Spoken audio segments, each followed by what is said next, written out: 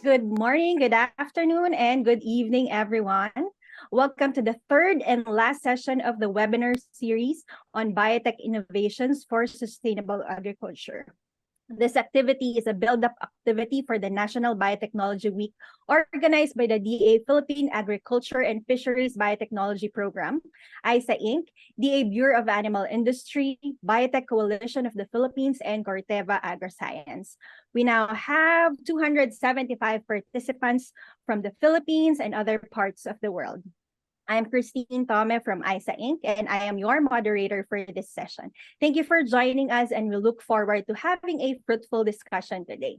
This three-day series explores the role of biotech innovations in driving agricultural sustainability, providing solutions to some of the most pressing problems in agriculture sector and challenges surrounding it.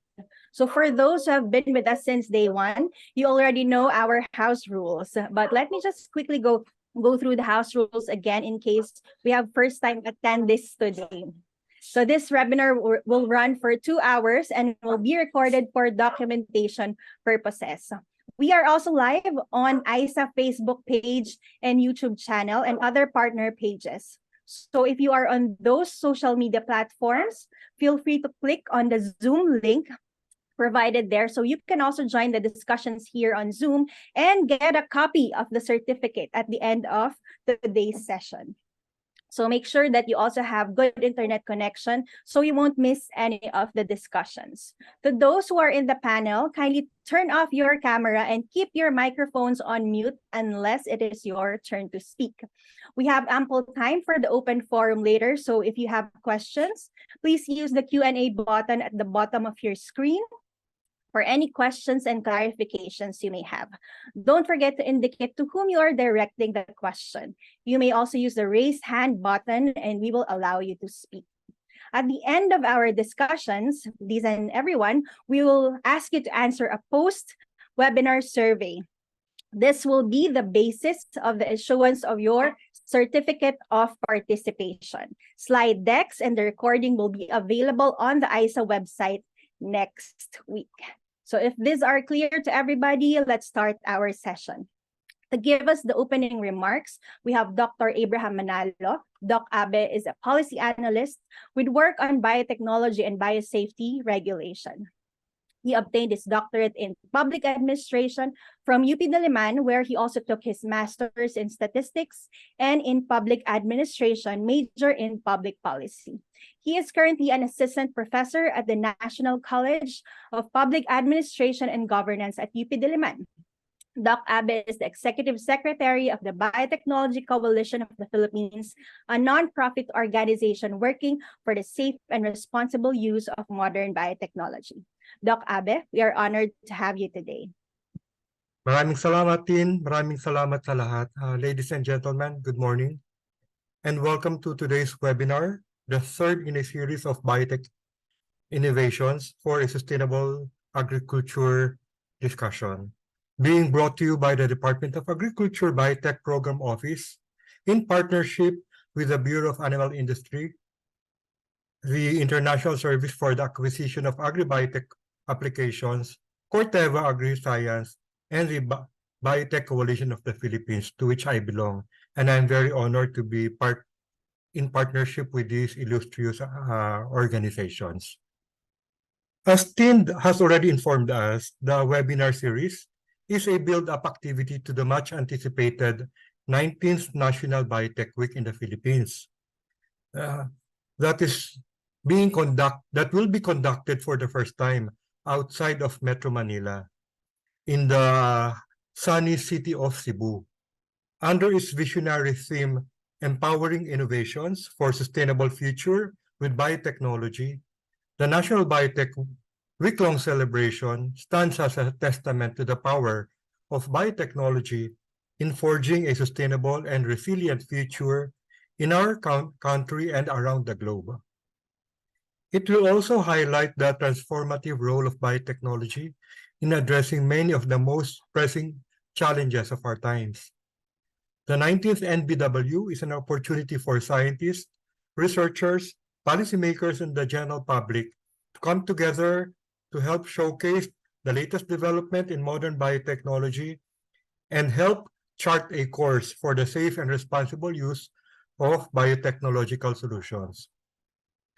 Our webinar today is a crucial step in that journey, looking at the challenges and potentials for biotech innovation, the important issue of social licensing, and a very good example on how a biotech product has been commercialized in the Philippines with important impact around the globe.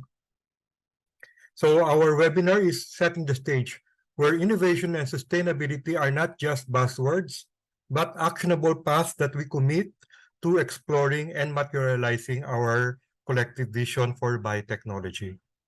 With this in mind, let us approach today's session with the understanding that our conversations are part of a larger national dialogue about the role of biotechnology. And as we proceed with today's session, I encourage all participants to engage with our speakers, very illustrious names, Dr. Paul Teng, Dr. Wayne Parrott, and of course our very own Dr. Ronan Zagado. Not only illustrious speakers, but personally for me, dear friends from way back. Maraming salamat po sa inyong pagpapaunlak. Thank you for our speakers. And to our participants, please do consider active participation. Be ready with your questions or your comments, and be ready to be enjoyed, to be entertained, to be educated with our webinar today. With that, maraming salamat po ulit. Thank you very much for joining us. Tin, back to you. Thank you so much, Doc Abe. I hope everyone is now ready for some learning and reflection because we are now starting our first topic for today. Our resource speaker is Dr. Paul Teng, Managing Director and Dean at the National Institute of Education International in Singapore, and concurrently Senior Fellow on Food Security at Rajaratnam School of International Studies in NTU. He also holds honorary appointments as an adjunct professor at Murdoch University and senior fellow at the Southeast Asian Regional Center for Research and Graduate Studies in Agriculture. He is the chair of ISAAA Inc. and chairman of the board of Asia Biobusiness. To talk about the potential and challenges of using bioinnovation in a sustainable economy, let's give a virtual round of applause to Dr. Paul S. Teng. Thank you very much, Tin.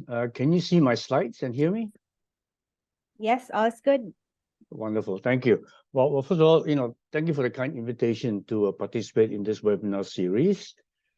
Coincidentally, I just came back from Kuala Lumpur last night, where they are also having their National Biotechnology Symposium.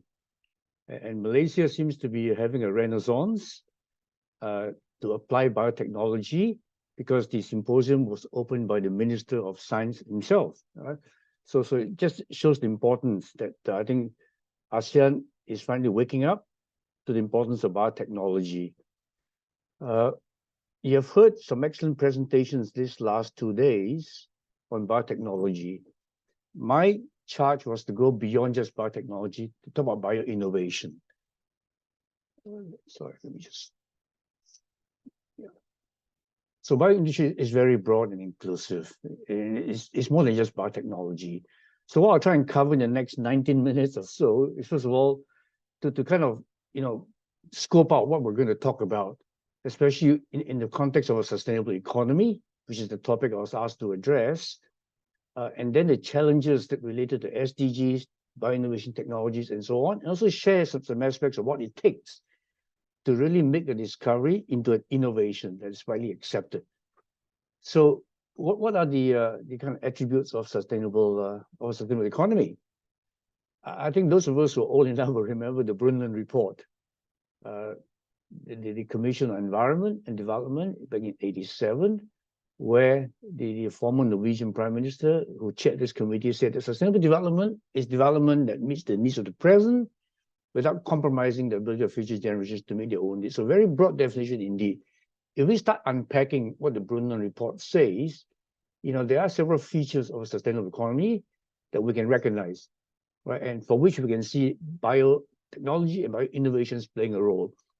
First is regenerative and a circular economy, which I think almost everybody agrees on, easier to say than to implement. And this involves both agriculture, aqua, livestock, novel food, and so on. And importantly, a sustainable economy has to meet the needs for food, health, water, transport, housing for all. And also there's a question of equality and equity in economic opportunities, adequate human capital, possibly fosters higher employment, and also meaningful job creation, I think, in a sustainable economy. Of course, with today's concerns about the environment, minimal to no negative externalities from human activities, right? And then back to the context, though, it has to meet the ES or ESG rubrics of sustainability. ES is economic, environment, and social, and ESG is environmental, social, and governance. And I think we're all familiar with the SDGs. And I think part of this week was going to explore how biotechnology, in fact, contributes to helping us meet the SDGs, and the target date is not that far away. So I took the liberty of trying to reflect a little bit on what are the outcomes from bio-innovations that can support sustainable development or sustainable economy. If you look at all the SDGs, these are the main ones that I feel that bio-innovations can play a role. I mean, SDG 1, obviously, no poverty, employment creation. We've seen how the biotechnology has really spurred the formation of a subsector in most national economies. And I can speak from the Singapore experience, where our use of so-called biotechnologies and bio-innovations has really accelerated in the last few years, partly because of COVID. Of course, no hunger, food security. There's been a lot that has been discussed, I think, during this webinar series on growing more food, quality food, and so on. And that leads to the SDG 3, which is nutrition security. I won't talk about the others because I think they're pretty obvious. But I just want to highlight SDG 13, climate action. I think in the context of the concern about greenhouse gases, this has surfaced as a real hot button issue, especially in ASEAN, where green mitigation and adaptation technologies have really surfaced as a high priority. As many of us know, rice is so important in the ASEAN region. And the biggest emitter of greenhouse gases, especially methane, is actually rice. So in Southeast Asia, we cannot tackle greenhouse gas emission reduction without tackling rice itself. And that's a whole complex of issues on its own. So let me move on. And let's ask the question, of the challenges within SDGs to which bio-innovations can really contribute. I think it's also pretty obvious from your last, 2 days of discussions that, bio-innovations can address all dimensions of food security, from the availability to the access to the stability, right? It can definitely help reduce greenhouse gases, and I'll share a bit of data from ISAAA on that later on. It certainly helps maintain farming livelihoods, the productivity issue, because as we all know, smallholder farmers in the ASEAN region, Asia Pacific, need a decent livelihood to continue farming. And of course, finally, to feed a growing urban population, right, by maintaining or increasing production. I think we all heard the statistics, ASEAN, Asia is becoming more urban since 2008. And we have to do something about, really feeding the growing urban population. And then this century has been touted as a biology century, which includes, of course, the influence of digital technologies, since the third industrial revolution and the fourth industrial revolution. Now, just to kind of get us on the same page, though, I mean, there is a diverse range of bio-innovations. Biotechnology is just one of them. Okay, of course, embedded within biotechnology, especially crop biotechnology, as a whole set of, applications, including GM plants, biotech crops, in other words, market is like the crops, biofertilizer, and so on and so forth, actually. But let's not forget that, in the context of a sustainable economy, there are many other aspects involved in producing food, because food security is very fundamental to being a sustainable economy, to having one, right? And this slide, I've just, illustrated some of these points here. I mean, livestock, growing demand for animal protein, in the Asia Pacific, it's just phenomenal. And we have to do something about that, especially producing more animal feed, the application of natural products and so on. By the way, I'm very happy to share these slides after the webinar. So don't feel compelled to copy it and look at every particular point itself, yeah? So I want to move on now. In terms of what bioinnovation technologies can offer, to help us really obtain a sustainable economy, I want to kind of produce some features and benchmark against these features. Obviously, new crop varieties, fish animal breeds, using the GM, gene editing, or now we talk a lot about gene editing plus, beyond just CRISPR. Okay? There's a whole suite of technologies now that are being developed in the private sector in particular to actually maximize the utility of gene editing and the fact that, it is not as regulated as GM crops. So faster time to market indeed. Production of inputs. In the meeting in Malaysia, there was a lot of concern about fertilizers, synthetic fertilizers, and the impact it's having on the soil and soil health. And discussion indeed, on how we can actually build more biofertilizers, either microbial or through degradation of plant materials, especially cellulose. There was fish and animal health, and vaccines, genetics, all coming into play now as part of a sustainable economy. Then bioenergy, via microbial digestion, enzymes and food ingredients, and in particular, the example of novel food that really is built fundamentally on biotechnology, precision fermentation, really. And then the big question of food loss reduction and waste valorization. How do we convert, the 30 or 40% of food that's wasted into something of value?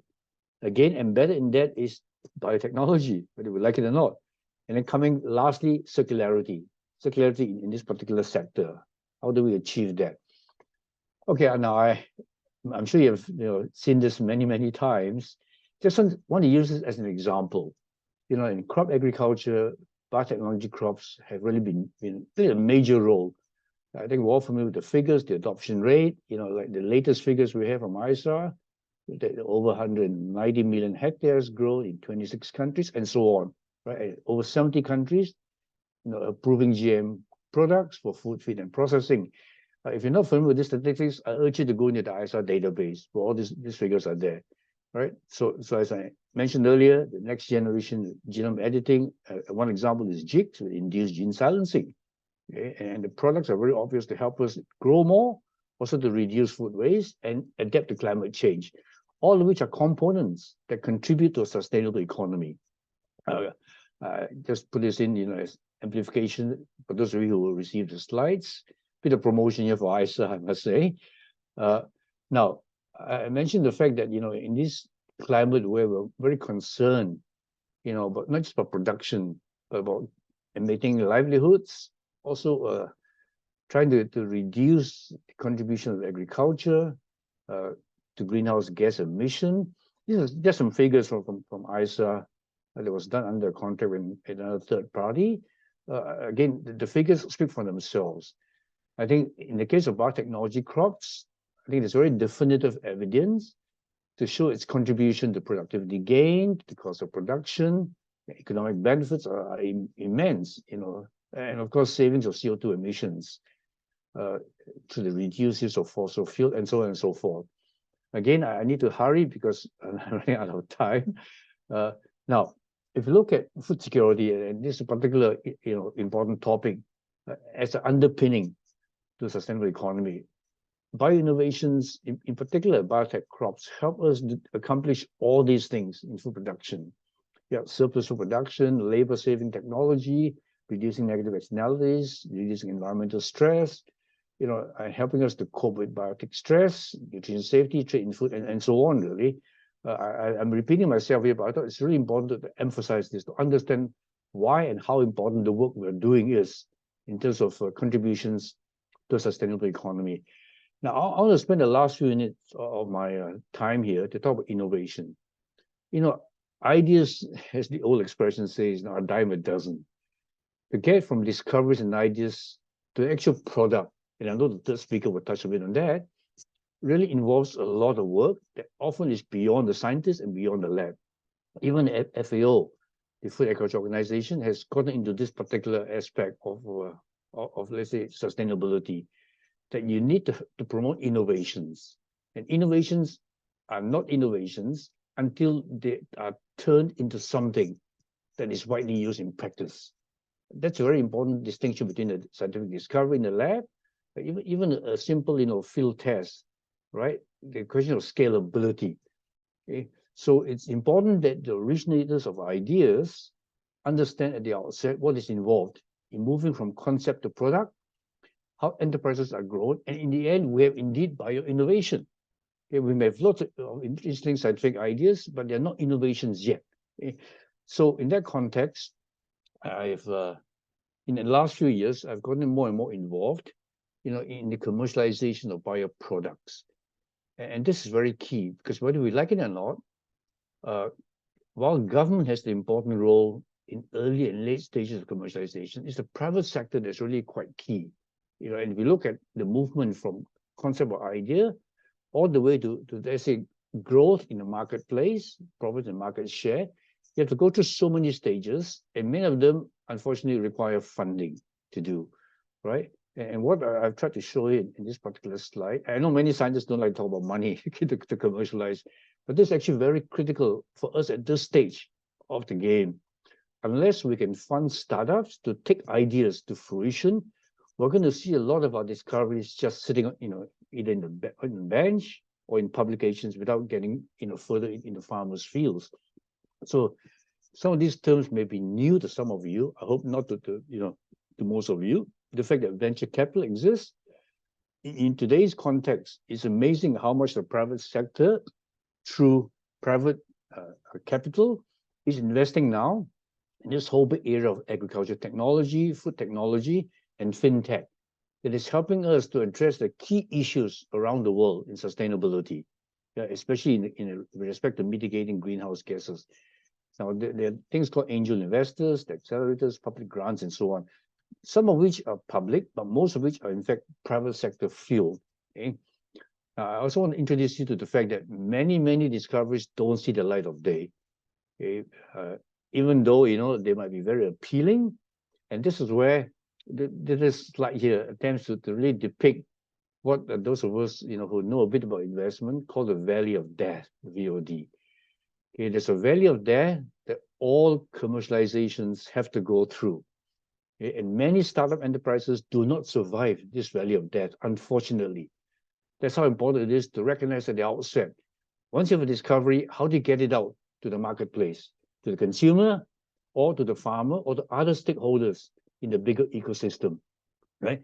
Most of us probably are involved in the early stages, what we call the TRL, technology readiness levels 1 and 2. Okay, basic principles, technology concept, also proof of concept. In many cases, I think in the Philippines, for example, things don't get past the proof of concept, into a prototype, into a validation somehow, that then gets scaling up. And this is where passing this valley of death is so important, VOD, right? Making sure that bio-innovations get to see the light of day, very key indeed. Now, what are some enablers to make sure that bio-innovations in fact become reality? And this is, it's not rocket science, it's actually stating the obvious. We need supportive government policies, regulations, and instruments. And it's really, so pleasurable to see the Philippines, having taken the lead in the case of crop biotechnology, in terms of policies, regulations, also instruments to make things happen. Financing mechanisms, engagement of capital markets, and this concerns not just small enterprises, also multinationals like Corteva, Bayer, and so on, to make sure that we bring innovations to innovation. Then, of course, human capital development. Again, using the Philippines as an example, because excellent human capital development facilities in the Philippines, a production and marketing ecosystem, infrastructure for R&D, commercial enterprise, and also the culture of innovation and entrepreneurship. I usually like to tell the people that Filipinos are amongst the most enterprising, in terms of culture, amongst populations that I know in the ASEAN region.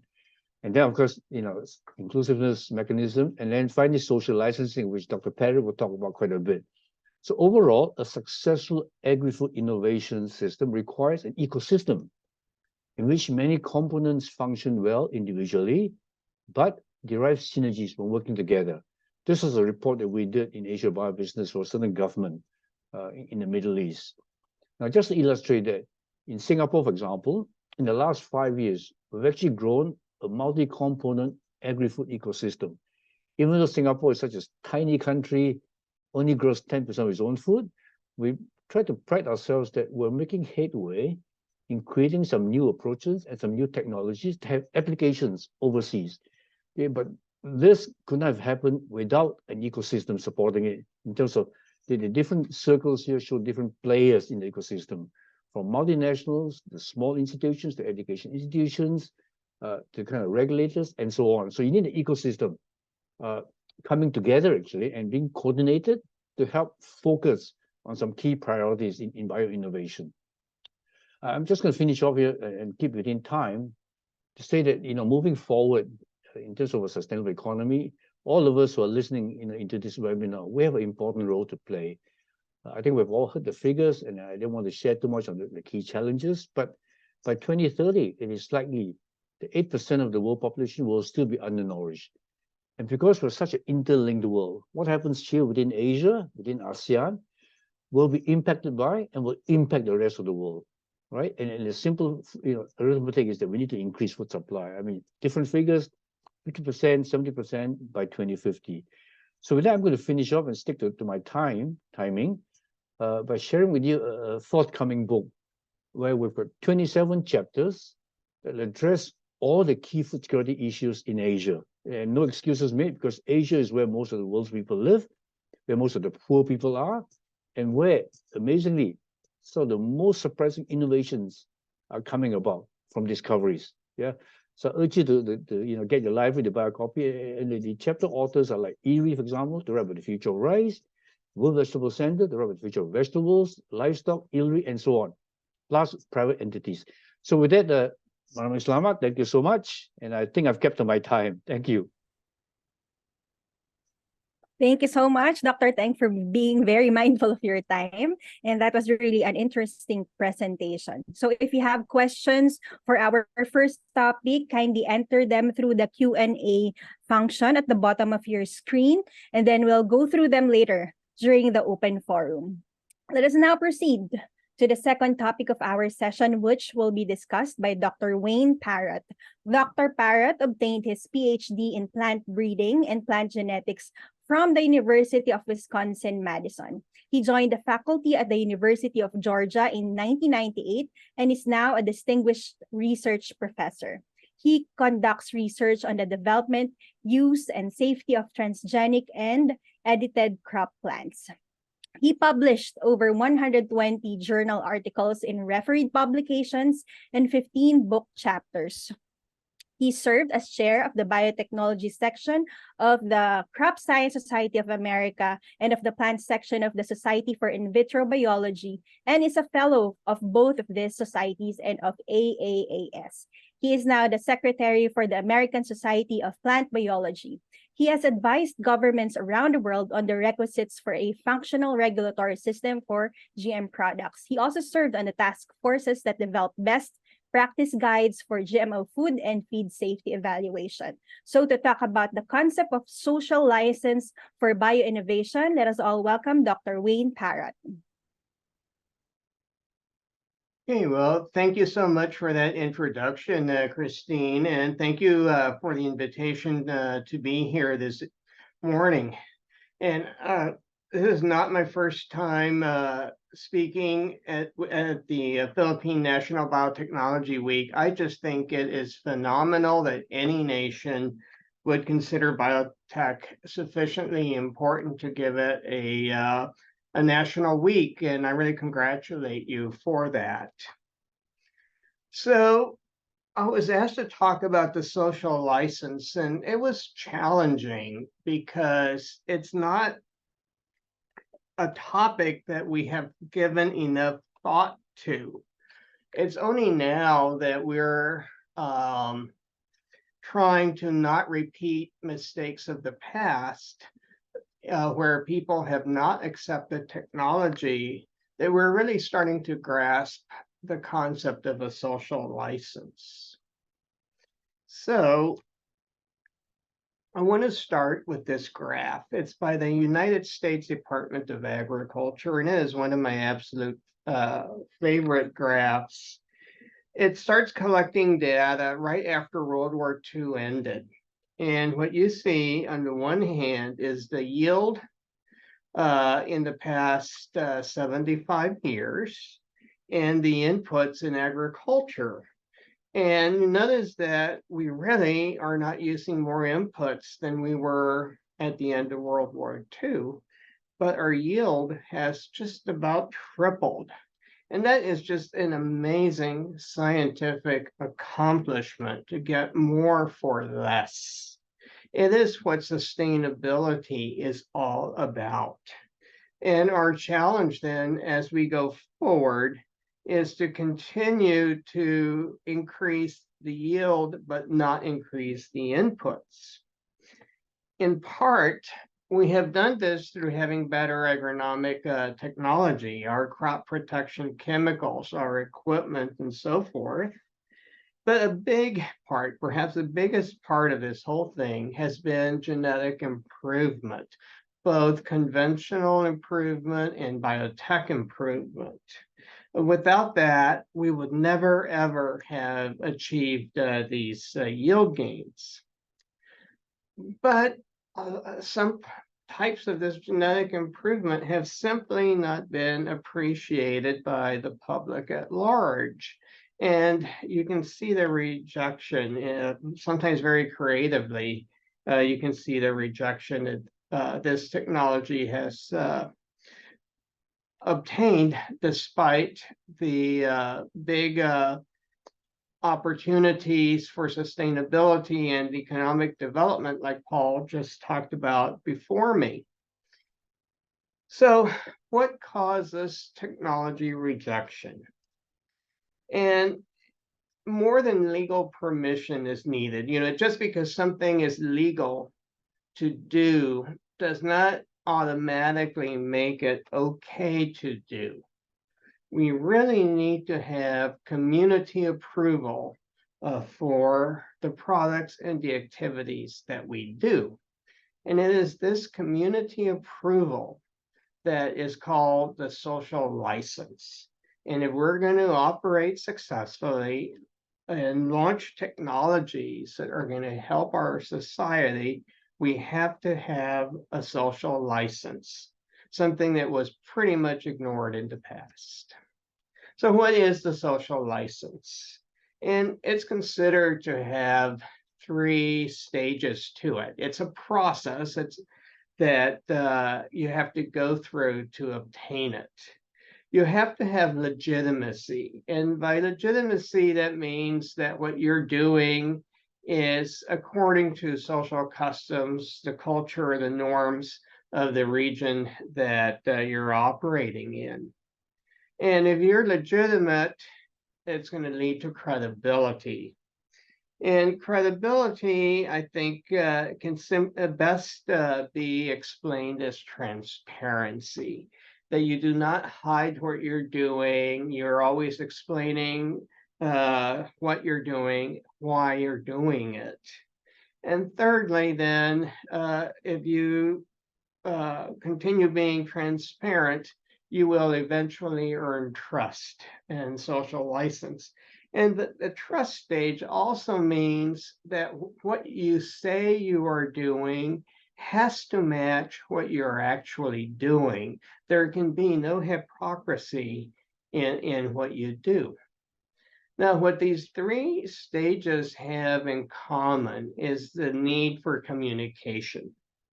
There has to be very active communication with the public at large. So historically, here are some ads from some companies. And quite frankly, these have been very effective ads for farmers, which was perhaps the primary consumer, but not the ultimate consumers. And, urban, this population in a city buying produce from a supermarket is not going to identify with these products or with these images the way a farmer will. So when you had the product providers communicating with farmers, and then you had a whole bunch of other groups communicating to consumers. and they did so very effectively. So where we get to is this situation where scientists, we're so fact-oriented. The companies selling to farmers were very fact-oriented. And because of the training that we have, we sort of assume that the public at large is going to oppose something simply because they don't know the facts. And we assume that if we just give them the facts, they will come to accept whatever we're trying to do. And this is flat wrong. Ag communicator Kevin Folta said it very well, that this approach of just giving facts is never going to work in a world that's driven by emotion and sensationalism. The pictures I showed you on my previous slide were emotional and sensationalist. So first things first is everyone trying to communicate on technology must not act like such a scientist. We have to be common human beings, carry on conversations the way we would carry them on with a good friend over dinner, and not be pretentious or use scientific terminology.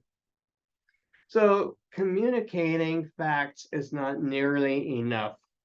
Another ag science communicator, Jack Bobo, uses the phrase that if you lead with science, you're going to lose with science.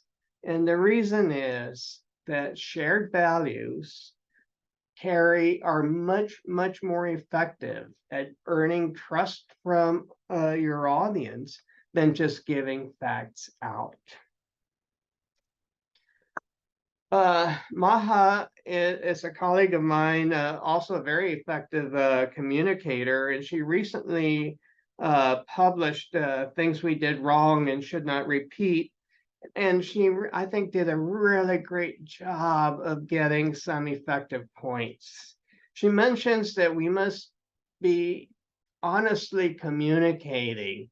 This is, with all the pros and cons, and not just doing propaganda. Hey, this is the best thing on earth and you need to have it, or the worst thing on earth and you need to avoid it. Be honest. And she also points out that communication is not just about giving information. It's not just the facts. We must have shared values that come across in our communication, and the data we present must have a soul. In other words, it must have a human aspect. Why is it important for our audience to know this? Why is it, how is it going to affect them? And tell a story with your data.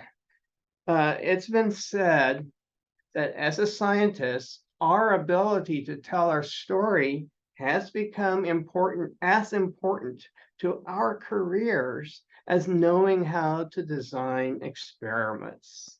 And the science of storytelling has come a long way. When we hear a story, our brain releases dopamine that makes it easier to remember the message. There's something called neurocoupling that takes place, whereby we start thinking of our own experiences that might be similar to the story being told, and that makes it easier to identify with it. And we even start synchronizing our brain activities with those of the speaker.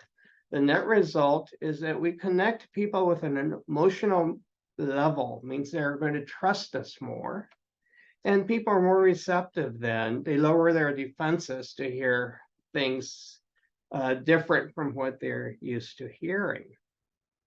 So what is important for effective communication if we are ever going to establish a social license? We have to have empathy, trust, shared values, and emotion. Facts are not that important. So along those lines, the Center for Food Integrity here in the United States has established a group called the Coalition for Responsible Gene Editing in Agriculture. And they have this PDF. It's available on the web if you search for it. And it has some wonderful advice on how to communicate with the public. And it helps you explain why this knowledge is relevant to them and how it will benefit to them. In other words, the soul or the human aspect of the message.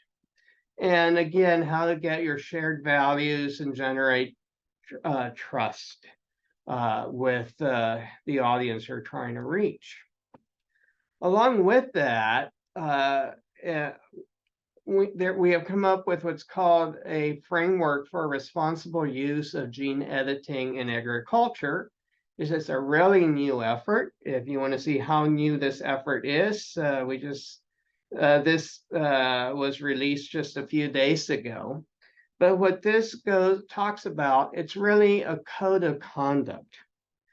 Whereby you agree, you're explaining why you use gene editing, that, explaining that we didn't arrive at the decision to use gene editing in a casual way. We're not doing it because it's trendy or because we can. We're doing it because it is after thoughtful consideration, it is the best solution to solve a lot of problems and benefit the environment, benefit the consumers. We're not acting recklessly. And in fact, it is the way we can respond to a lot of the social needs that are pressing at this time. And we're taking responsibility for the actions that we do. And we also, part of this code of conduct is to be transparent at all times. Everyone needs to know what we're doing and why we're doing it. And if asked, we will tell. And along with that, then comes verification. It's not just, you don't have to take my word that I'm doing this. There is a third party that will validate our actions and vouch that it is true and real. Inherent to all of this is transparency. And the Center for Food Integrity has come for 7 elements in communication that help build trust. Where you share all your information publicly is disclosure. Where the participation, where you hear what your stakeholders have to say and how you're telling them why it's important to them. And you are telling it in a way that is clear and easy to understand and accurate. So of these 7 elements, 5 of these involve language communication, and the other 2, the credibility and the motivation, has to do with the way we act. Again, actions, what we do, actions speak louder than words is a common refrain here in the United States. The final component to all of this is stewardship. And stewardship is a collection of guidelines that we as scientists need to take to avoid violating the public trust. And it is, again, about scientists taking responsibility for what we do. And just to give you one example, is there's a standard that we're working with editing or we're working with GMOs, no seed should ever be left behind. In other words, escape. It is so easy for seeds to escape. This is a real photo from my lab. Somebody was not careful, dropped a transgenic seed, and somebody stepped on it. And if it had not been found, he could have walked outside and dropped it near the greenhouses and grown up. So, what procedures are we as scientists doing to prevent unwanted release of the things we do in the lab? So, again, through this excellence, through stewardship, we're helping everyone come up with best practices to really respect the public and any concerns that they may have. So here's the biggest challenge, in my opinion, though. The social license is local. At least the way we obtain social licenses in this day and age is local.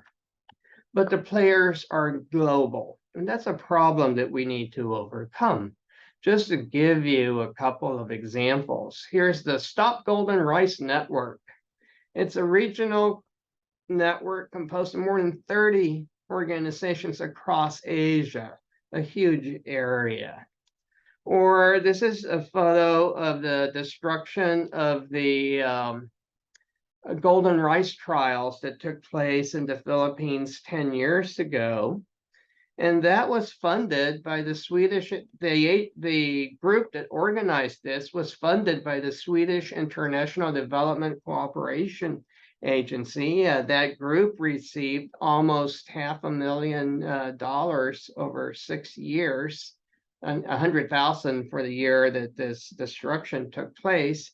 And the reason this agency was funding this group is because they didn't want corporations to force small farmers to large-scale agriculture. And I think anyone that understands golden rice will understand that golden rice is not about large-scale agriculture at all. So again, a lot of misconceptions here.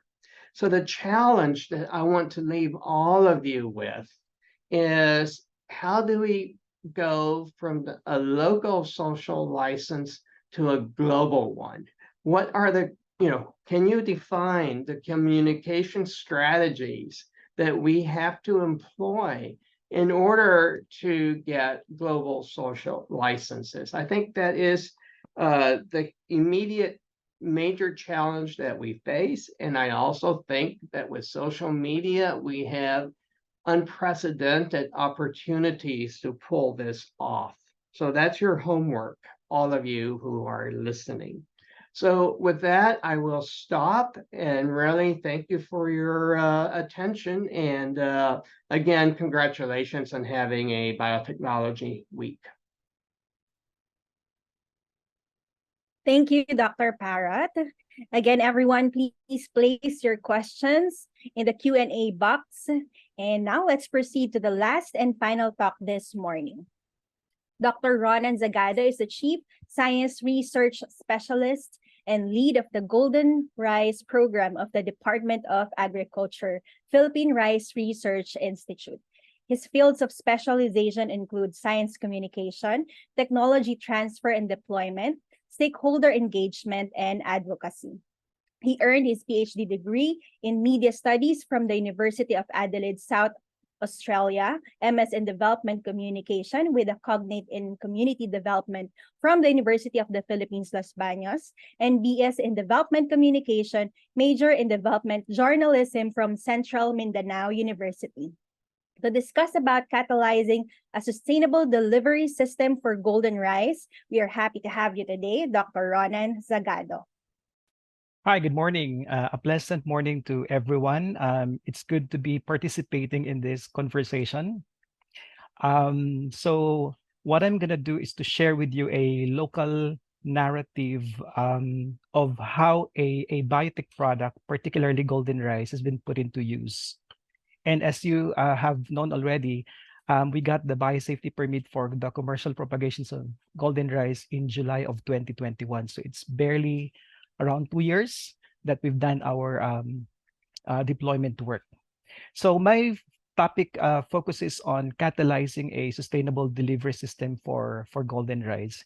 And I agree with Wayne that despite, even if we already got the biosafety permit, that doesn't mean that we're already good to go for deployment, because based on our experience, which I will be sharing with you later, indeed, there are a lot of challenges, cultural, political, and social in nature that we need to deal with to be able to really smoothly deploy the product to the communities in need. So to begin my presentation, let's watch this video.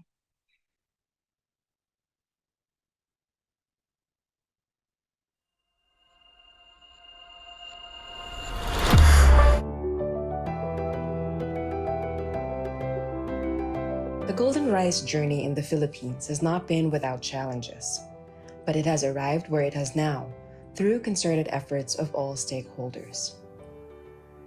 In July 2021, the Philippines' Department of Agriculture Bureau of Plant Industry granted the biosafety permit for the commercial propagation of golden rice to the Philippine Rice Research Institute, or PhilRice, thus completing the rigorous process of the government to ensure a science-based decision. In April 2022, golden rice was registered with the Philippine National Seed Industry Council with a common name Malusog 1, which in Filipino means healthy. Golden rice has likewise been assessed to be as safe as ordinary rice, with the added benefit of beta-carotene in the grains by the Food Standards Australia New Zealand, Health Canada, and the United States Food and Drug Administration. To promote acceptance of golden rice as a new product to complement existing nutrition interventions, communication and social marketing strategies are being implemented. Policy advocacy and stakeholder engagement play key roles in ensuring that deployment and adoption of golden rice are supported at the national and local levels, and ultimately integrated in agriculture and nutrition programs of the government. The success of the Golden Rice program in the Philippines so far is a testament to its successful collaboration with its partners in the country. Ronan, you're mute. Sorry. Yep. Yes, golden rice has now been registered in the Philippines as malusog rice, and malusog rice in malusog means healthy in the Philippines, and it's a type of rice that contains beta-carotene, a source of vitamin A, and gives the grain its golden color. And it is the first GM rice with nutritional benefits, and the Philippines is the first country to approve its commercial propagation. Now, so our objective is to catalyze a delivery system. No? So we have a program at PhilRice that looks into the deployment work of golden rice. And in terms of how are we going to go about this, we're not going to really reinvent the wheel. No, we will leverage existing channels, and we believe that to be able to successfully deploy golden rice, it requires this interplay of supply, demand, and governance as the central framework for deploying golden rice. The supply component ensures availability and accessibility of golden rice, both as seeds and milled rice. And the demand component raises product awareness, promote public acceptance, and induce desirable behaviors for uptake. And I'd like to add here the important role of communication, as mentioned by Wayne, in generating social license, which I will actually discuss later. And then thirdly, we need governance to create an enabling environment, or to create a science-based supportive policy and also governing structures to ensure successful deployment of golden rice, especially at the local government units where, you know, ultimately golden rice will be positioned at the communities. As I've mentioned earlier, we will not reinvent the wheel. No, we will leverage existing channels. And in the Philippines, in rice, for instance, there are two seed systems. Just for our appreciations, there are two seed systems for commercializing new rice varieties. The first one is the formal seed system, and it comes with a seed certification process, which means that the seeds that will be produced and commercialized will have to undergo seed certification. The second system is the informal seed system, and it is true especially with the use of inbred rice, no, or inbred rice varieties, where farmers produce and save the seeds for next planting. So they don't certify the seeds. And this is still happening in some areas in the Philippines, although we've been doing extensive campaign to encourage, you know, the use of certified seeds, but there are still areas in the Philippines that observe informal seed system. But at PhilRice, generally we follow the formal seed system. So everything that all the seeds that we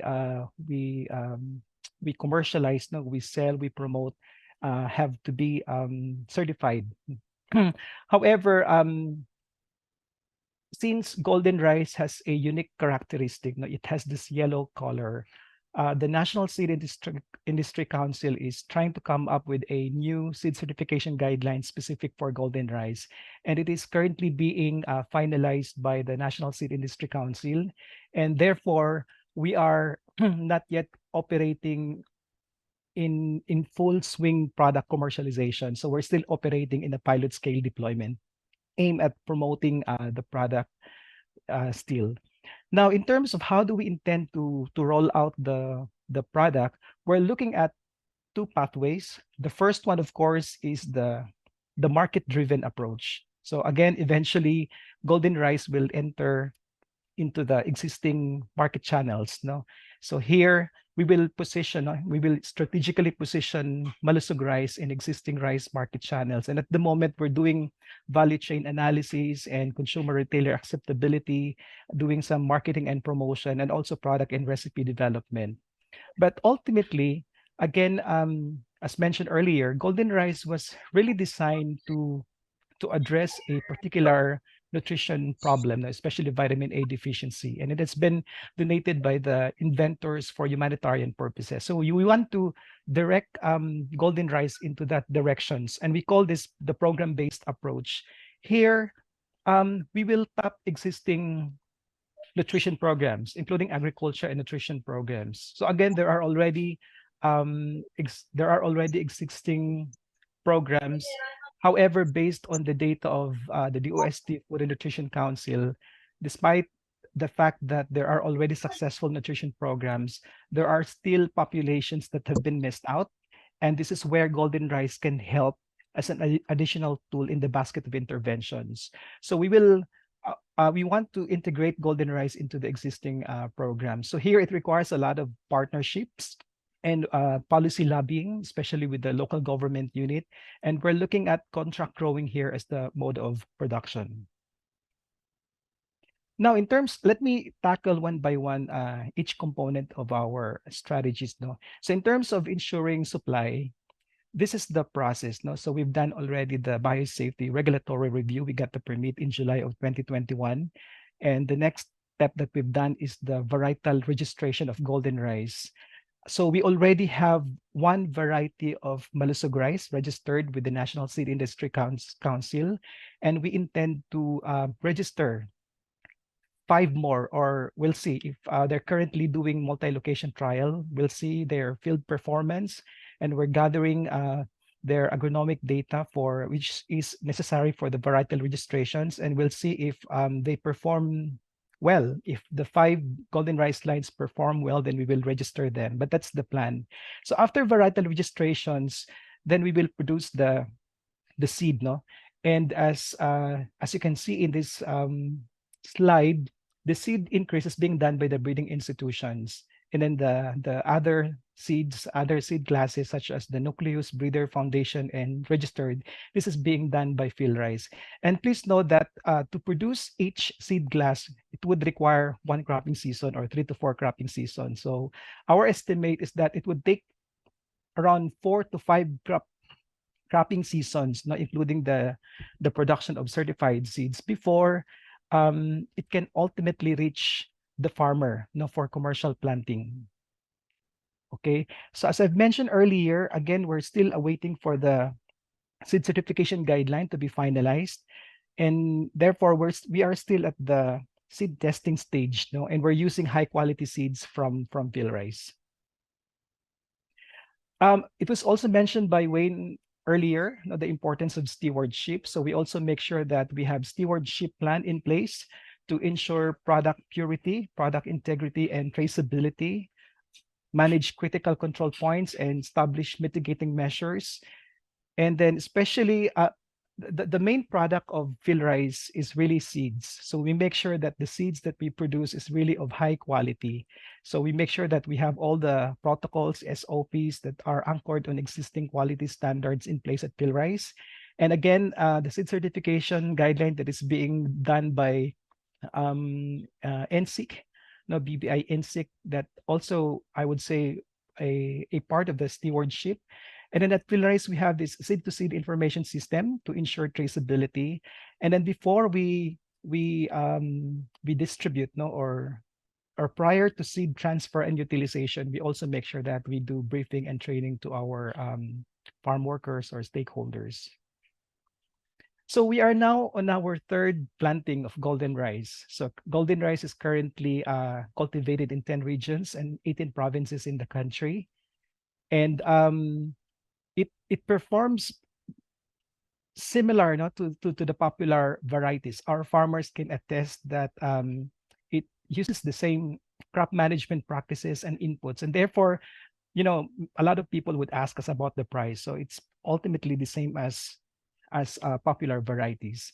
And during the last cropping season, the highest yield we got from golden rice was 8.3 ton per hectare. That's way high, given that the average yield in the Philippines is only 4 tons per hectare. So it's quite competitive. Now, in terms of building demand, we've actually, communication in our program has been in place, no, even at the research stage, and then in the regulatory, and now at the deployment stage. So we've shifted our work from science communication to marketing communication. And this time, now that we are at the deployment stage, the objective is to create demand and promote desirable behaviors towards the propagation, marketing, and consumption of malusog rice as an alternative rice varieties for farmers. Well, ultimately, it's farmers' decision which variety to choose, but we're offering this as an alternative rice variety for farmers, not to mention a source of income also. And then a source of income for traders, wholesalers, and retailer, and an additional source of nutrition for consumers, especially for VAD populations in the target areas. So we've identified these gaps when we did our baseline survey in the target areas. So apparently there's a low awareness on golden rice or on malusog rice, especially on the benefits of golden rice. There's unwillingness or low level of willingness to propagate and consume golden rice. There's also a perception that the price of malusog rice may be comparable to specialty rice, and there's a lack of enabling environment. So to be able to address this, we use a combined approach of interpersonal communication, mass communication, social marketing, and of course, risk communications with the following activities. Like we produce, distribute knowledge products and marketing collaterals. We've conducted information briefings, dialogues. We've set up exhibits in various occasions. And we've done other marketing strategies like farm walk, cook fest, and taste test. We also tap our media partners to help us amplify our messages. We mobilized the info network. No, we cannot do it alone. So we need to mobilize our info networks at multiple levels. And then lastly, we make sure that there's a mechanism that addresses emerging issues. So just to show to you some of our work, especially in terms of the knowledge product and marketing materials that we've produced. So these are some of the materials that we produce. So some photos on the exhibits that we've done. I think the pictures can speak for themselves. So we've done this promotion during the market testing. Yeah, we also did Cook Fest. This was in Isabela, and it was participated by mainly by housewives. We've done vlog challenge also. And we've also distributed promotional packs to stakeholders. And this picture here, this is part of the acceptability study where we initially distribute malusog rice to housewives. No? And we're looking at this packaging design. So we were also doing taste testing. Techno demo. So the techno demo is basically intended for farmers, and we've organized a farm walk to showcase to the farmers and other stakeholders the field performance of Malusog rice. We've also capitalized on mainstream media as well as social media, and these are some of the contents that we prepared.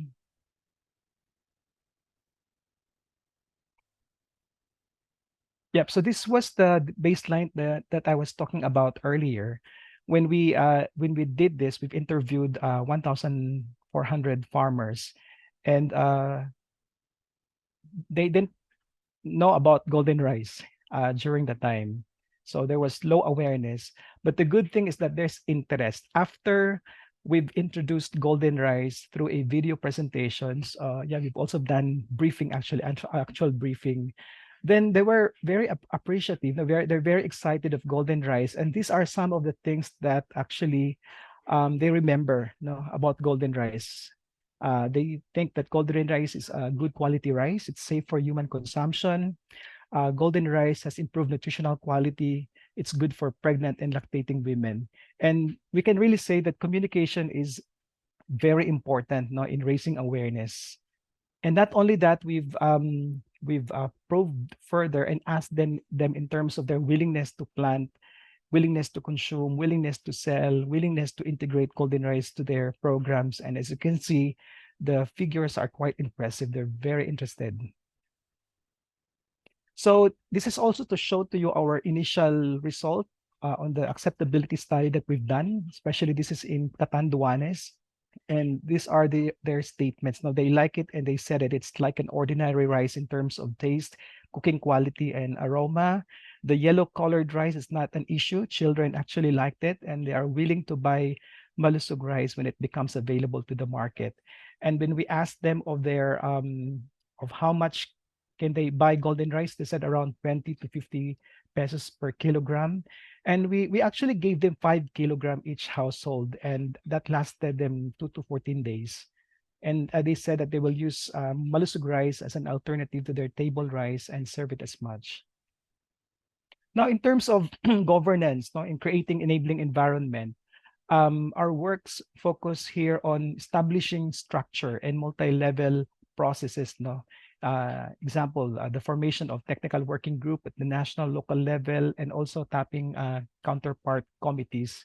And also, we generate policy supports in the form of local resolutions, public statements. So the illustration here, this is the framework, but as you can see, we make sure that at the local level or at the provincial level, someone should be in charge, or our organization should be in charge. So for example, for supply, the lead agency here is the provincial agriculturist. And then for demand, the nutrition committee or the provincial health office or the provincial information officers.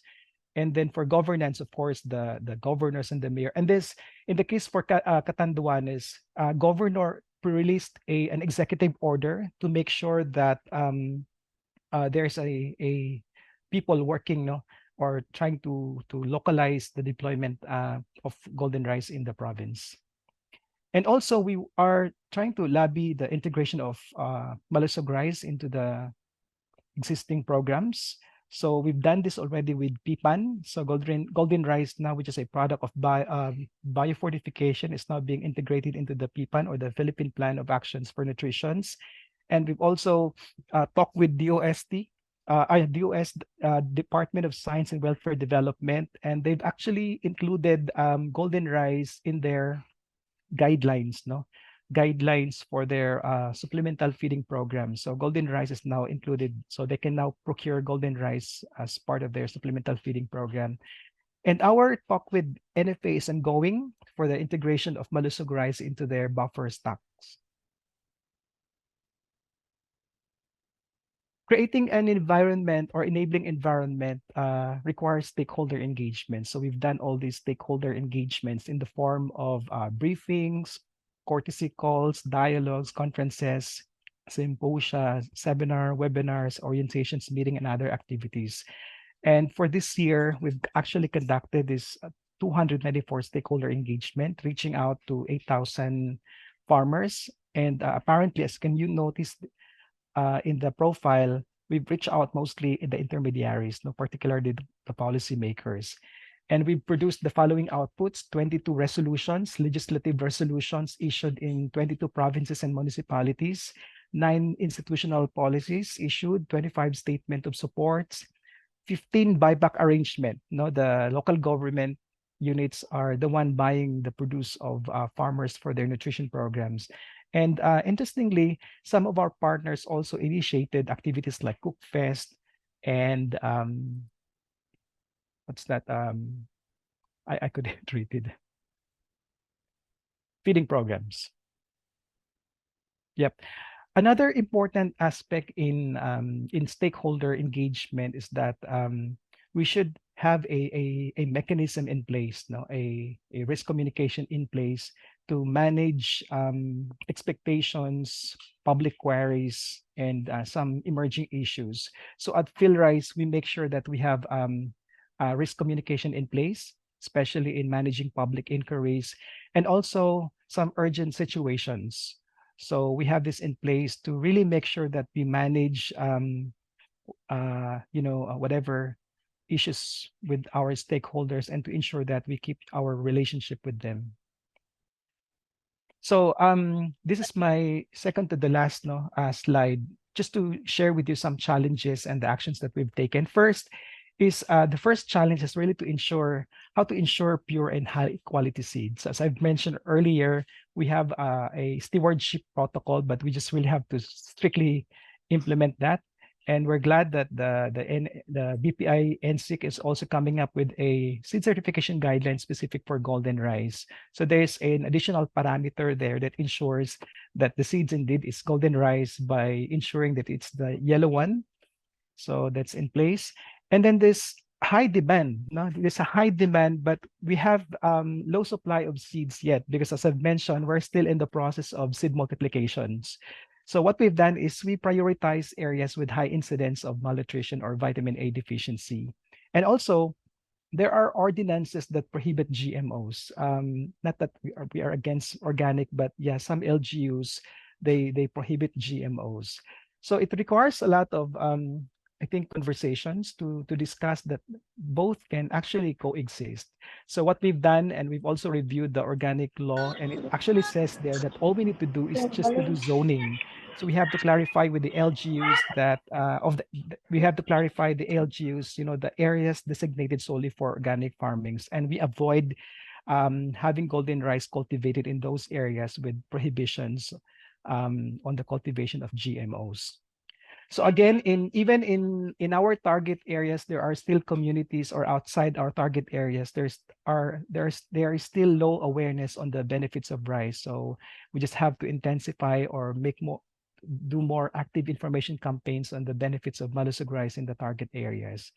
And misconceptions, negative perceptions, and public opinions, as well as oppositions are still there. And we make sure that we have an urgent situation plan in place. We activate it as necessary, including preparation of holding statements and risk communication guidelines. So this is my takeaway slide, identified based on the component that we've implemented. So for supply, it's really important that we have a stewardship protocol to be able to produce the highest quality seeds, and it has to be strictly implemented. And then for demand, lessons learned, we cannot do it ourselves. We need to tap existing information network to amplify our messages. Testimonies and early success stories are very useful to generate broader interest, and they serve as proof points in further conversations with our stakeholders. And lastly, for governance, this is really about seeking community acceptance and approval. And to be able to do that, we generate LGU legislative resolutions, institutional policies, and statement of supports. And we also leverage established institutional pathways, such as the National Nutrition Council, through their PPAN. The Department of Agriculture, we make sure that there's a memo from the DA to advise the regional offices to support the deployment of golden rice. And the deployment plan has to be localized. So that's where we create the technical working group or tap existing committees at the local government unit to do that. And also risk communication protocols, as I've mentioned, must be in place to manage public queries, urgent situations, and issues. And I believe stakeholder engagement is relationship building. So it has to be nurtured, it has to be maintained.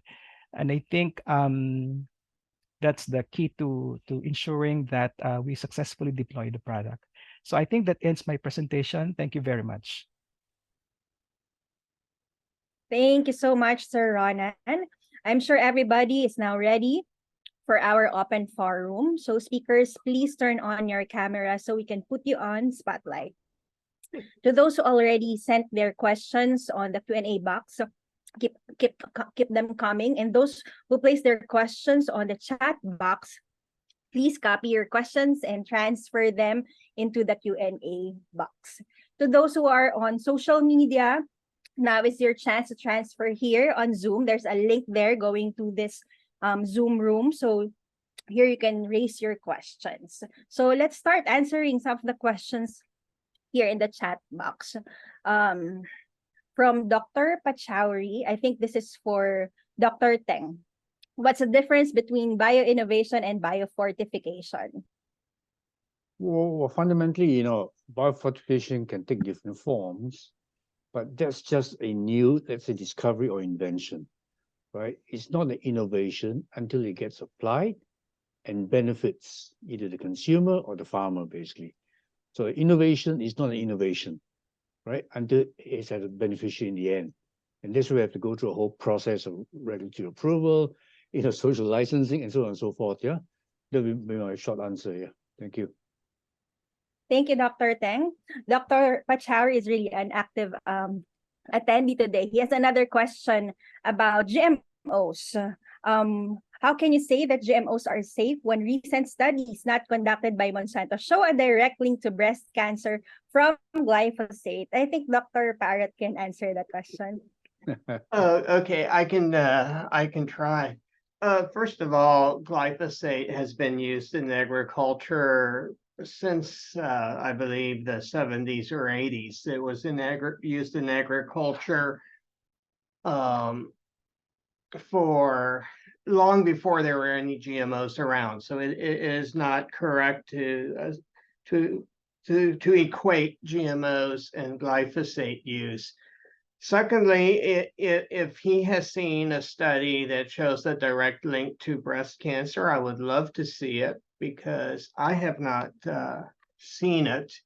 I do know that all the major agencies in the world, like the European Food Safety Agency, the US EPA, Food Canada, have not found any link between glyphosate and cancer. Now, there is one agency, the IARC, and they have claimed there is a potential for cancer, but the big if that the media always lives out is if you have adequate exposure, if you soak a tissue in glyphosate, yes, it could probably cause cancer, but in real life, that does not happen. Thank you, Dr. Parrott. One last question from Dr. Pachauri. Do GMOs have an impact on allergies? I think Dr. Ronan can answer this, citing the golden rice as an example. Does golden rice cause allergy? Yeah, well, in the case for golden rice, it went through the biosafety regulatory process, and one of the things that they've actually looked into it is the toxicities, and there was no evidence that it can result in toxicities, because basically the golden rice, the beta carotene can only be translated into vitamin A as needed by our body. So your concern on overdose, for example, it's not possible. Ben, can I add to this? It's a very important question. I think, Dr. Pachauri, if we understand the process at the national level by which GMOs are approved for consumption and planting, you will know that as part of the process of evaluation, allergenicity is one of the criteria. If there's scientific proof that a GMO causes allergenic reactions, it will be rejected straight away, just like toxicity. Okay, those are all criteria that are used to screen out the fact that GMOs are safe for consumption and for the environment. That's all I wanted to mention there. Thank you. Thank you, Dr. Teng. So we have two questions here on golden rice from Aria and Muhammad. Who are the other countries that approved and commercially grow golden rice? And what is the price of golden rice? Maybe in the Philippines, yeah. US, Canada, Australia, and New Zealand approved golden rice for consumption, as food, feed, and for processing. But for commercialization, the Philippines is the first country to have approved it for commercial propagation. Now, in terms of price, as I've mentioned earlier, it is pretty much the same as conventional inbred rice. So whatever the price of inbred rice, it's just the same. Just to cite you an example, when we did the computations using the data that we had during the wet season production, so at 4-ton harvest or yield per hectare, and we factor in all the marketing cost and even the profit margin, we can sell golden rice using those data. We can sell golden rice at 33 pesos per kilogram wholesale. So it is comparable to a regularly milled rice in the market, because it uses the same crop management practices and inputs as an ordinary inbred rice. Thank you, Dr. Sagado. Now for Dr. Parrot, how do we repackage previous or existing communication strategies to change the mindset of consumers who already have a negative attitude towards GMOs? That's from an anonymous attendee. It is actually a wonderful question. Thanks for asking it. What I have been seeing is that I think for the problem has been that a GMO is this very vague concept. It's something that a farmer way over there does, and it's eventually going to affect me. But when we provide GMOs to a consumer, such that a consumer can touch it, taste it, feel it, their attitude about it changes very quickly. So here we have the pink pineapple, and believe it or not, consumers were willing to pay $50 for every pink pineapple, and knowing it was GMO, and the supply cannot keep up with the demand. We find consumers are buying GMO apples and they're buying GMO potatoes. So I think it really has to do with being able to become familiar with the product. So I really want to congratulate Ronan for this concept of having sample bags of golden rice that you can give out to consumers so they can see it for themselves. Okay, thank you, Dr. Parrot. We have a question here for Dr. Teng from Dr. Romero. In Asia, how much is the relative contribution or investment from the public sector for bioinnovation? Huge private sector share, unfortunately, is often dismissed as only profit-driven. It really varies by country. In some countries, there's a very strong private sector investment, to make sure that innovations happen. But, the bug is this, okay? When you buy a mobile phone, for example, it's not a public sector product. It's a private sector product developed using a lot of science and technology, and yet almost every one of us has no qualms about that. Now, I think the same actually applies to technologies in agriculture. If the technologies are shown to be beneficial and farmers adopt them, farmers are willing to pay for them. Okay, so I think the profit motivation part is more on the part of the farmer. The farmer wants to ensure that if he pays for some technology, he's going to make a profit using that technology, but rather than the concern about whether the company is making a profit. Now, as we all know, the private sector exists partly because they can make a profit that they plow back in R&D, right, to improve the products. And we see this with mobile phones and computers and so on. So it's no different in terms of I would say even GMOs or crop products itself. Yeah. So short answer to your question, Gary. Thank you. Thank you, Dr. Teng. Another question for Dr. Parrott. Fierce GM critic Mark Linus was converted to an ardent GM advocate when he learned the facts and science of GM. But there are ideologies who oppose biotech not due to incomplete, reckless science, but more than on its corporate aspect. The undecided middle ground remains the battlefield. How much of the middle ground could be won by the social license approach? I think almost all of that. I sort of think there's about 10% of the population that we're never going to convince no matter what. There's another 10% that is already convinced, and we have about 80% in the middle.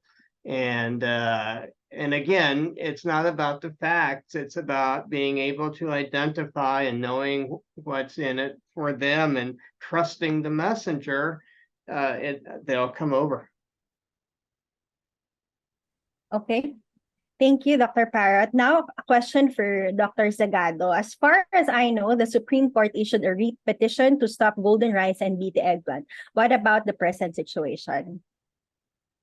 Yes, the case is currently with the Court of Appeals, and it is under the sub judice, which means that we are restricted to make any comment, or disclose any information and matter under judicial consideration. So sorry that I cannot make any comment on that. Okay, let's just wait when the time comes. Okay, from anonymous attendee, to what extent do the regulatory challenges and public resistance surrounding golden or malusog rice hinder its potential to address vitamin A deficiency? And how can these barriers be effectively addressed to ensure its successful implementation in regions facing malnutrition? I Sorry, think this Tin, was can you repeat the question? To what extent do the regulatory challenges and public resistance surrounding golden rice hinder its potential to address vitamin A deficiency?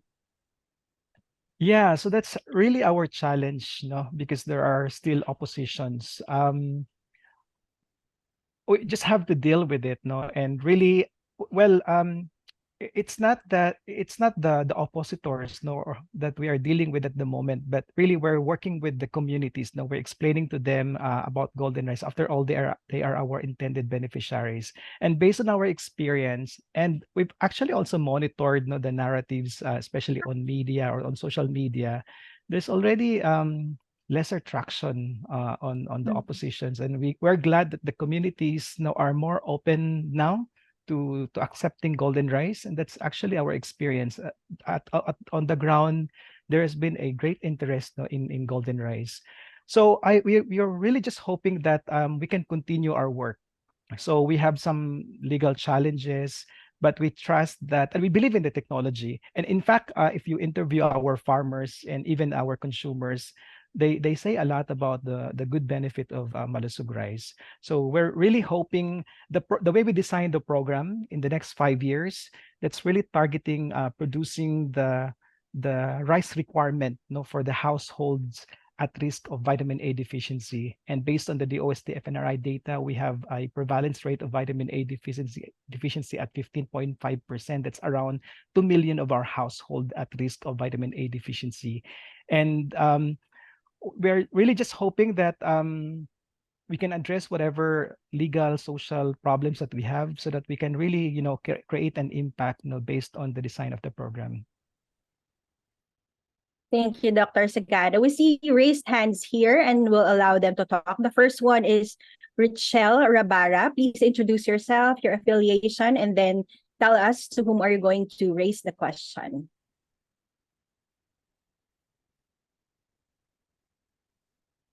Richelle Rabara. Are you still there? Okay. We also have one more here, Joseph Rahinao. You are now allowed to speak whenever you're ready. I think they went to the washroom. Okay, let's continue answering the questions from the Q&A box. Here's a follow-up question to Dr. Parrott. So it seems that good knowledge on GMOs is not enough to lead into high acceptance of the technology, but values, beliefs, and ethical concerns seem to be the foundation for the formation of public perceptions. Yeah, it's just a statement. It's a statement, yeah, and I think they summarized it very well. Okay. Yeah. So here's another question from Lusu. Many people do not believe in GMO, thinking that it is harmful to health and its benefits. But what about when, oh, it moved. 20 years later, for a person who uses GMO food, how can we convince the regulators of GMO seed because they encourage natural seeds? Who wants to answer that question? Dr. Teng? Not really. Uh, It's about regulation. yeah, Or- but okay, let me just make 2 points, I think. Okay.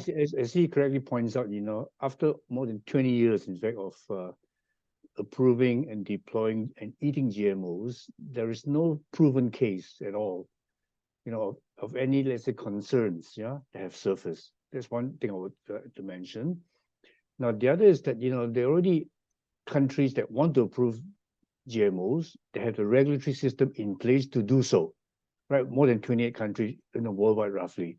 Now, the encouraging thing is that I think we're starting to see a sea change amongst some countries like China, right? China, in fact, is starting to approve now. And I was just, talking to somebody recently about this.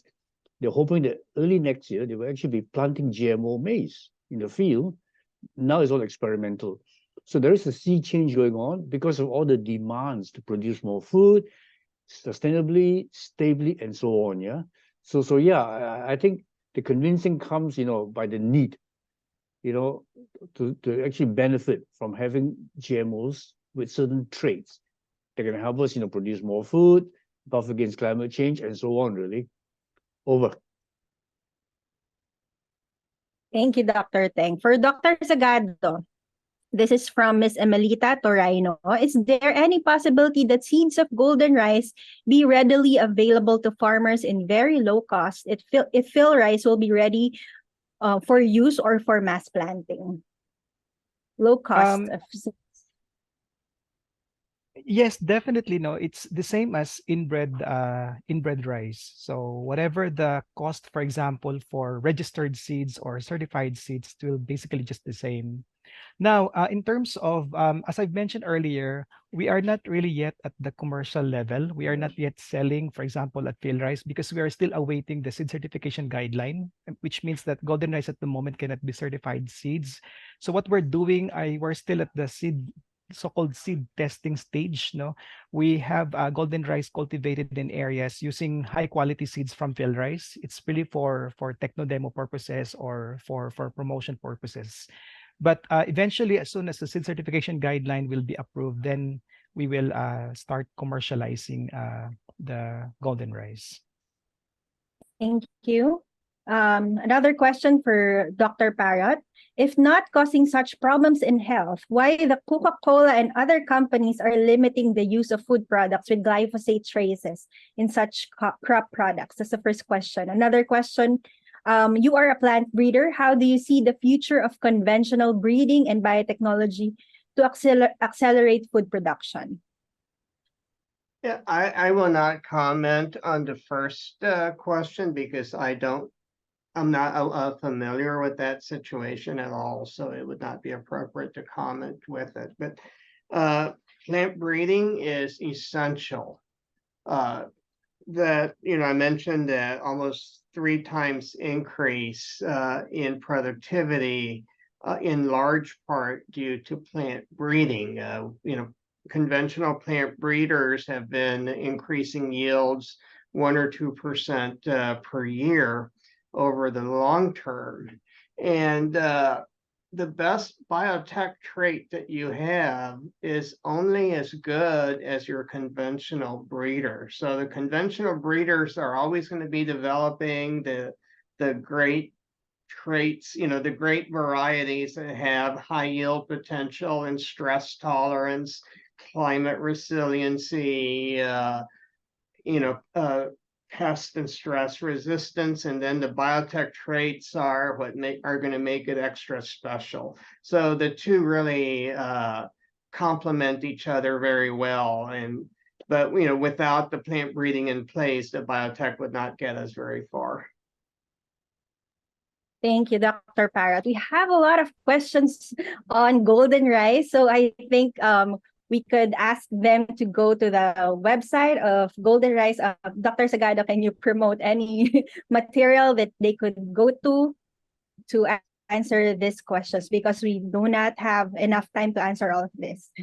Yes, in as much as I want to answer all the questions though by typing, but most of your questions are actually in our frequently asked questions.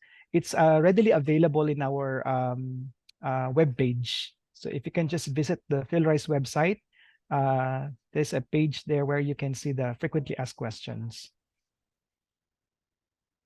Thank you so much, Dr. Sagado. So we do not have enough time to answer more questions. So let's give an opportunity for our speakers to say their final words, their parting words to our participants today. Let's start with Dr. Teng. Well, I just want to say that, there's a lot of good ideas, lots of good discoveries, inventions. But ultimately, we need to get them to the marketplace, whether it's a consumer, a farm, or somebody else. Yeah, and to do that, you need to be very aware of the innovation process, which includes all the things we've been talking about, regulatory, governance, social licensing, and so on. So that's my quick ending message. Thank you. Thank you, Dr. Teng. Dr. Parrott. Yes, in this era of climate change, where we all want sustainability, and we have many approaches to get there. And I think we're going to need every approach that we have. So whether you're an advocate of organic agriculture or an advocate of high-tech agriculture, we both have the same goals. We both want more sustainability, climate resiliency, and whatnot. And I really think one of the most powerful tools that we have is biotech. So it is really in everyone's best interest to get the word out so that we can take full advantage of its benefits environmentally, socially, economically. Thank you so much, Dr. Parrott and Dr. Sagado. Yes, golden rice indeed holds a great promise in enhancing the vitamin intake in the Filipino diet, because if we're actually going to look at our data, the average vitamin A intake of Filipinos is around 500 retinol activity equivalent, and golden rice, with the increment vitamin A intake that it can provide 60% of the average vitamin A intake. And for the poorest quintile, it can actually provide 100%.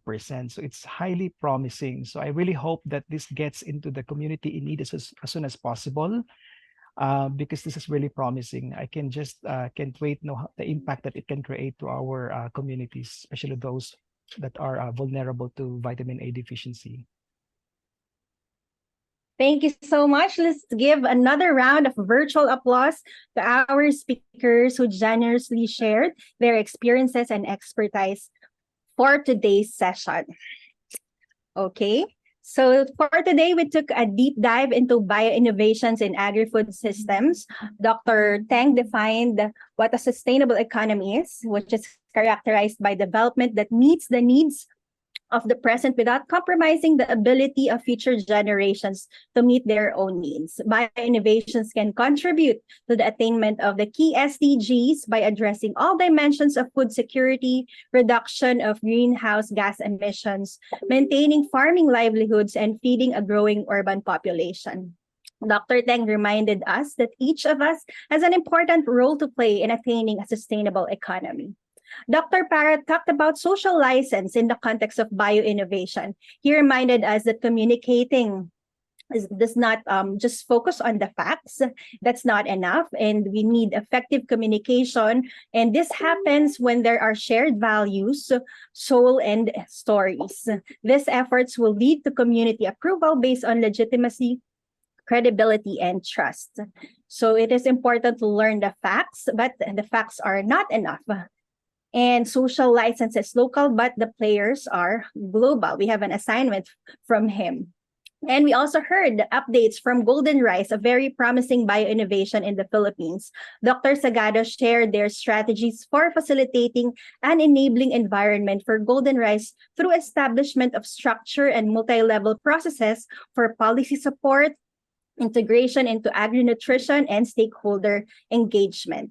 The deployment of Golden Rice is not without challenges, but each of these concerns were appropriately addressed with the hope that there will be increased vitamin A intake in the target population. As Dr. Sagado said, we need governance to ensure successful deployment of Golden Rice in the country. Stewardship should be in place to ensure purity, integrity, and traceability. Community acceptance and approval are important to generate LGU support. And stakeholder engagement is relationship building. So that ends our learning session for the last 3 days. We value your feedback about our webinar so we can improve our future events. Please click on the chat box. You will see a link there to our post-webinar survey, or we're going to show a QR code on the screen. Once you are done, your certificate will be auto-generated and sent through your email. Okay, so while you're also answering that form, we are inviting everyone to join the National Biotech Week in Cebu City. You can go to their Facebook page for more details about the event.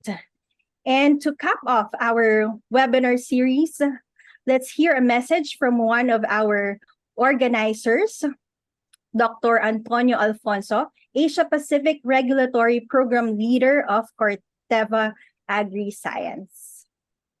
Thank you so much, Teen, and good morning to all. Before I proceed further, I'd like to greet everyone in advance a happy 19th National Biotechnology Week. We have reached this point to close this 3-day webinar series on biotech innovations for a sustainable agriculture. So for the past 3 days, we listened to interesting and informative presentations from our esteemed scientists and experts of biotech and related fields. On the first day, just to recall, the speakers were Drs. Ray Ordoño and Gabby Romero and Ms. Emma Eusebio. The topics focused on crop biotechnology, including new technologies driving the future of plant breeding, especially focusing on new breeding techniques, biotech approaches to mitigating pesticide use in agriculture in a sustainable way through GM technology, and the regulatory status of plant breeding innovation in the Philippines. Then yesterday, we listened to presentations from Drs. Marvin Villanueva, Cas Choresca, and Bong Mingala. They talk about animal biotech, specifically about developments in research and policy framework in GM animals, or for GM animals in the country, in the same manner that biotech and aquaculture can contribute to meeting the growing demands for seafood in a sustainable way. And of course, we heard about the initiative of the government to develop and put into place a regulatory framework and guidelines for GM animals in the Philippines. Then this morning, Drs. Paul Teng, Wayne Parrott, and Ronan Zagado tackled the topics potential and challenges of using bioinnovation in a sustainable economy, the concept of social license for bioinnovation, and a technology developer's perspective on commercializing GM crops based on the Golden Rice experience. Please, colleagues, join me in thanking all of our esteemed resource persons for unselfishly sharing their knowledge and expertise. Join me also in thanking the organizers and sponsors, the Philippine Agriculture and Fisheries Biotechnology Program, ISAAA, DA Bureau of Animal Industry, the Biotech Coalition of the Philippines, and Corteva Agriscience. Thank you and congratulations to the men and women who work in planning and conducting this webinar. Our host and moderators, Dr. Ola Aldimita, Mr. Popen de Guzman, Dr. Bong Mingala, Ms. Karen Penaso, Dr. Arlene Bichaco, represented by Mr. Elijah Abante, Dr. Abe Manalo, and Dr. Tin Tome. our IT and social media handlers, the secretariat, as well as the many other friends and colleagues who work behind the scene to make this webinar happen. At the center of the success of this activity are you, our fellow participants, for being here since day one, eager to learn and interact. We have participants from other countries, including Mexico, New Zealand, Pakistan, Ecuador, Nigeria, and probably several others. There's no doubt that we have reached out to a broad audience here and abroad. So as we close this webinar, I encourage you to pause, to ponder, be glad, and take pride in the fact that the Philippines is an early adopter, a leader, an active player in the biotech arena. Let's be thankful that our leaders in the early days had the foresight on how science is going to impact our world. And so early on, they put up a robust regulatory framework and put as well as a practical and dynamic policies and guidelines that continue to evolve to keep up with scientific advances and product developments so that society can reap the benefits of biotechnology. Let's be glad that the various government agencies and competent national authorities have come together and continue to work together. Finally, let's be thankful, like how I truly feel, that there are dedicated and passionate groups and individuals who, one way or another, are contributing to the development and advancement of biotechnology in the country because they strongly believe that biotechnology has so much to contribute in overcoming challenges in order to achieve and sustain farm productivity, increase income, national development, good health, and sustainable way of life. Be proud that we have progressive farmers and entrepreneurs who are willing and eager to try and adapt new and innovative technologies. I hope you are one of those men and women who support biotech. If not, please join us. The scientists and professionals, government officials, farmer groups and leaders, technology developers, regulatory and stewardship officers, lawmakers and policymakers, religious leaders, non-government organizations, media and medical practitioners, local government executives, and many more who support biotechnology. Thank you for all that you do for biotech and for the country, and please keep up the good work. I wish you all a great day. Thank you so much. Thank you so much, Doc Tony. So again, we are projecting the QR code to the post-webinar evaluation. Please patiently answer this form so we can improve our events. Once you click on the submit button, you will automatically receive your certificate of participation through email. The slide decks and the webinar recording will be available on the ISAAA website next week. So please also register to our upcoming webinar on genetic tools for conservation and health. What's the role of gene drives? That will be on November 16 next week. So you can go to ISAAA website, ISAAA.org, and register to this webinar. Thank you again, everyone, for your participation, and have a great day ahead. Mabuhay.